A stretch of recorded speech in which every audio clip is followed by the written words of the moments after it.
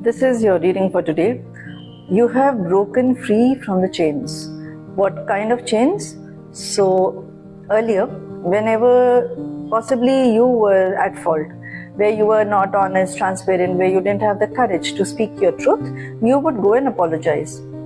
You would also go and apologize when there was a conversation, the other person was not able to process their emotions and they projected onto you, making you feel that this was also your fault. You apologize in those situations too. But now you are in a place where you now understand. This is where I need to apologize.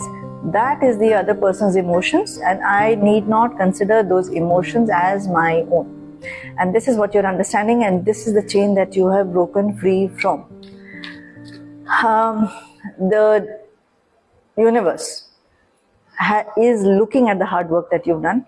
You have completed this cycle, okay? Yes, sometimes you might look back and you might feel that a little uneasy that I am still trapped in these chains, but now you have awareness. The problem is not going back into the past. It's not slipping back into the past that is a problem. The only thing is that we just need to be aware that we are going into a past behavior. I need to move ahead. And this awareness is a big step, and this awareness is what you have right now. So when you do go into the past, you catch yourself. Okay, no, I am not supposed to do this. I am supposed to walk ahead. This is the big cycle that you have completed, and it is a big cycle of spiritual growth for you. Okay, now the universe is noticing this. Destiny is bringing new beginnings for you, and this new beginning is coming to you in thought, intention, action. Remember the sequence: thought, intention, action. Change does not come only in the action. Change comes from the thought, right? And this is what is coming to you.